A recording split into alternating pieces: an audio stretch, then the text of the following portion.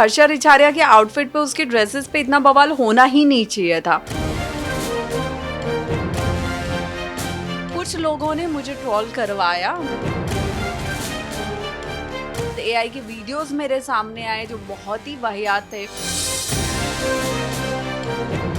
सनातन की जो लहर चल रही है, इस लहर की चपेट में ना अब हर कोई आ रहा है और बहुत खुशी से आ रहा है।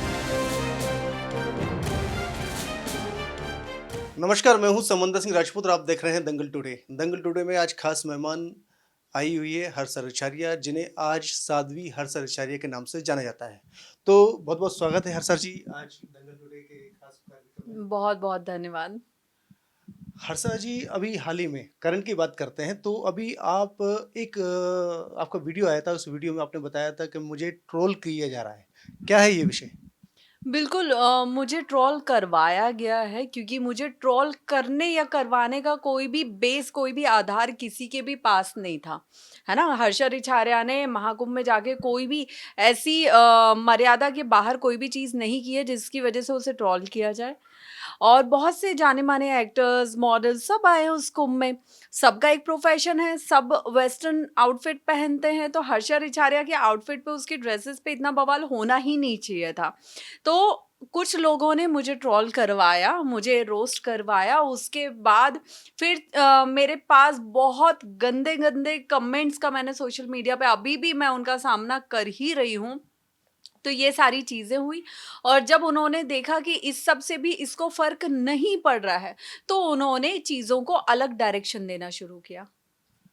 खास बात, आज आप शायद साइबर में भी शिकायत लेकर पहुंची थी, तो क्या शिकायत थी, किस विषय को लेकर? देखिए, साइबर में जो शिकायत लेके मैं पहुंची थी, वो शिकायत मैंने 15 दिन पहले भी साइबर में दी थी। फ़र्क सिर्फ इतना था कि तब मेरे सामने 4-5 आईडीज़ ही आई थी जो फेक आईडीज़ थी और मेरे नाम पे वो मेरा नाम खराब करने के लिए लोगों से पैसे भी मांग रहे थे। लोगों को कुछ भी ऊट-पटांग बोल रहे थे। जब मैं वो कंप्लेंट करके आ गई और मैं भोपाल से चली गई, तब मेरे सामने और बहुत सारी आईडीज़ आईं जिनके माध्यम से मुझे बदनाम कर रहे हैं फ़ेसबुक पे भी, हर जगह। और उसके बाद एआई के वीडियोज़ मेरे सामने आए जो बहुत ही वाहियात थे। वो सारा करके और फिर उनका ये था कि देखो, जिन्हें आप साध्वी मानते हो वो क्या कर रहे हैं। तो इस तरह लोगों का जो है वो ब्रेन वॉश किया जा रहा है। कि आज जो लोग मुझे मान-सम्मान की नज़र से देख रहे हैं, वो ना करें। लोग जो युवा मुझसे जुड़ रहे हैं, वो मुझसे दूर हो जाएँ, तो कहीं न कहीं ये बहुत ही सोची-समझी एक साज़िश थी। साज़िश है एक्चुअली, जो मुझे दूर करने के लिए किया जा रहा है। जैसा कि सनातन को लेकर आप लगातार प्रयास है और आप कहती भी है कि मैं सनातन में यूथ को आगे लेके आऊँगी। इसमें क्या मोटिव है, क्या उद्देश्य है? क्योंकि यूथ इस समय कई तरह से गिरफ्त है, जैसे नशे में, अन्य चीज़ों में, और आज का जो यूथ है, वो कहीं न कहीं जुबिन और नौटियाल तक सीमित है। तो इस यूथ को कैसे आप हिंदुत्व में जोड़ोगे? नहीं, मुझे लगता है कि आज का जो युवा है वो बदल रहा है। क्योंकि पहले की हम बात करें, आप देखो ना, पहले जब बात होती थी युवाओं के बीच तो सिर्फ़ गोवा, मनाली, शिमला, थाईलैंड, बैंकॉक जाने की, दुबई जाने की बात होती थी। लेकिन जब से हमारी सरकार की वजह से एक भगवा की जो लहर चल रही है, एक सनातन की जो लहर चल रही है, इस लहर की चपेट में ना अब हर कोई आ रहा है और बहुत खुशी से आ रहा है। तो अब क्या हो रहा है कि जो पहले गोवा, मनाली, शिमला जाते थे, अब वो अयोध्या जाते हैं, अब वो काशी जाते हैं, वो वृंदावन जाते हैं, अब वो महाकुंभ जैसे तीर्थ स्थानों पे प्लान करते हैं दोस्तों के साथ कि नहीं, महाकुंभ में आस्था की डुबकी लगानी है। और आने वाले टाइम में भी हम युवाओं को और ज़्यादा बदलते हुए, धर्म से जुड़ते हुए देखेंगे, ये मेरा पूरा विश्वास है। और सबसे बड़ी बात है ये है कि सनातन में जितने भी आध्यात्मिक में योग बाबा ये लोग जुड़ रहे हैं, तो कई मैंने ऐसे देखे हैं, कई ऐसी चर्चा आती है, जैसा कि मुझे आचार्य की पदवी दीजिए, आचार्य की तरफ बोलते हैं, लेकिन आपको कहीं ना कहीं पूरा सोशल मीडिया साध्वी हर्षा रिछारिया के नाम से जाना जाता है। आप है कि मुझे साध्वी मत बोलिए, क्यों, ऐसा कारण?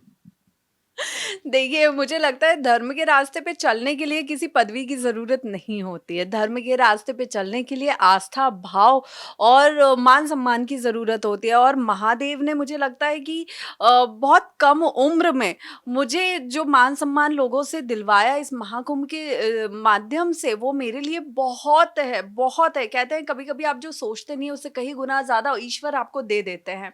तो मेरे लिए ये वैसे ही है और मैं चाहती हूँ कि साध्वी हर्षा साध्वी का मैंने स्टार्टिंग से ही बोला है कि मैं अभी उस लायक हुई नहीं हूँ कि मुझे साध्वी जैसी पदवी या टैग दे के बुलाया जाए। मुझे जब सब बोलते हैं हर्षा दीदी, तो मुझे वो अच्छा लगता है, वो मान-सम्मान मुझे अच्छा लगता है और जो धर्म से जुड़ेगा ना, जो भाव लेकर धर्म से जुड़ेगा, वो कभी भी पदवी का भूखा नहीं होता है। वो सिर्फ़ अपने कर्मों को करने में विश्वास रखता है कि वो अपने कर्म ऐसे रखे कि लोग उससे जुड़ें। वैसे इनके विचार अच्छे हैं, लेकिन देखा जाए तो आप यदि गूगल कर रहे हैं, दर्शकों आपके लिए खास बात, तो आप साध्वी डालेंगे तो हर्षा रिचारिया नाम सामने आ जाएगा। हर्षा डालेंगे तो साध्वी लिखा आएगा।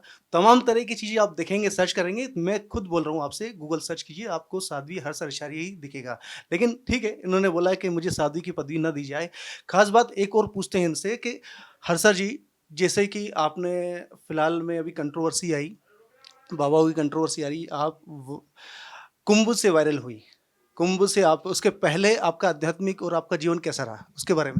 देखिए, उससे पहले मेरी लाइफ़ बहुत सॉर्टेड चल रही थी। मैं अपना काम कर रही थी, मैं अपने शोज़ कर रही थी, नेशनल लेवल पे, इंटरनेशनल लेवल पे और मैं बहुत मुझे लगता है मेरी ज़िंदगी ने, मेरे महादेव ने मुझे ज़िंदगी में सब कुछ दिया है, नाम, पहचान, पैसा सब दिया है।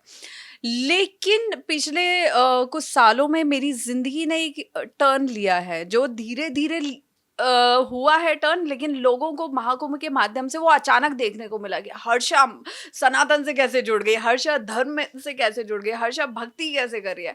तो ये वो लोग हैं जिन्होंने सालों से मेरे मुझसे मतलब नहीं रखा। अगर कोई भी इंसान, आप भी मुझसे सालों से नहीं जुड़े हुए हैं और अचानक से आप मुझे देखेंगे और मेरे जीवन में कोई बड़ा बदलाव हुआ है, तो वो आपके लिए अचानक है, वो मेरे लिए अचानक नहीं है क्योंकि मेरी लाइफ में तो वो धीरे-धीरे हो ही रहा था, है ना? तो वही चीज़ होती है।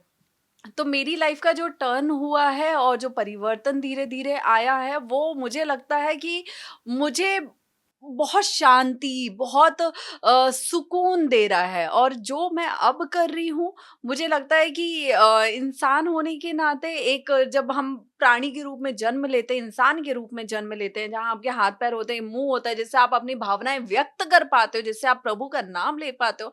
अगर आपको वो सब मिला है, तो उसका सही दिशा में इस्तेमाल करना, उपयोग करना बहुत ज़रूरी है क्योंकि सही दिशा वही होती है जब दिन में 3 पहर हम कम से कम ईश्वर का नाम जप लें, इससे ज़्यादा क्या चाहिए? भारत जैसे देश में जितने भी संत हुए, वो कथा से जुड़कर लोगों को, उनकी आस्था को, उनके मार्ग को आगे बढ़ाते हैं। आप क्या कथावाचक के रूप में आगे देखने को मिलेंगी? देखिए, कथावाचक की अगर मैं बात करूँ ना, तो इस देश में इतने विद्वान कथावाचक हैं इतने विद्वान हैं ना, जिनके बीच में अगर मैं बैठ पाऊँ और उनसे बात कर पाऊँ, तो वो बहुत बड़ी बात होगी। तो वैसा ही कुछ है और कथावाचक बनने के लिए पहले मुझे बहुत सारा ज्ञान अर्जित करना पड़ेगा, मुझे बहुत कुछ पढ़ना, सीखना, समझना पड़ेगा। तो उसमें मुझे लगता है काफ़ी वक़्त लग जाएगा। आज आप भोपाल में आई हैं, तो भोपाल को कैसे देखती हैं? भोपाल में आपका एक्सपीरियंस कैसा रहा है? देखिए, भोपाल में मैंने अपनी ज़िंदगी का एक समय व्यतीत किया है, जहाँ से मैं पढ़ी-लिखी हूँ, मैंने अपना कॉलेज किया है, मैंने अपने काम की शुरुआत की है एज़ एन एंकर। तो भोपाल मैं ब रही हूँ, जब मुझे याद है कि मेरा एडमिशन हुआ था 7th-8th क्लास में, तब से मैं भोपाल में हूँ, आज से काफ़ी सालों पहले। तो भोपाल हमेशा ही बहुत सुंदर शहर रहा है मेरे लिए, यहाँ के लोग भी बहुत सपोर्टिव रहे हैं और यहाँ पे इतने सारे जिन लोगों के बीच में इतने सालों से रही हूँ, जो लोग मुझे जानते हैं उनका यही है कि लाइक आप जो कर रहे हो बिल्कुल सही कर रहे हो, हम आपके साथ जुड़े हुए हैं, आप दीदी बिल्कुल टेंशन मत लो। तो अपनों का इतना बोलना जिनके बीच आप सालों से रहे हो ना, ये शब्द बहुत मायने रखते हैं। तो भोपाल हमेशा मेरे दिल के करीब ही रहा है।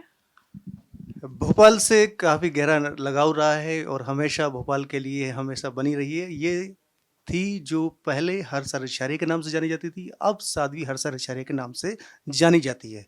दंगल टुडे में इतना ही, फिर मिलेंगे नई अपडेट के साथ, तब तक के लिए दीजिए इजाज़त, नमस्कार।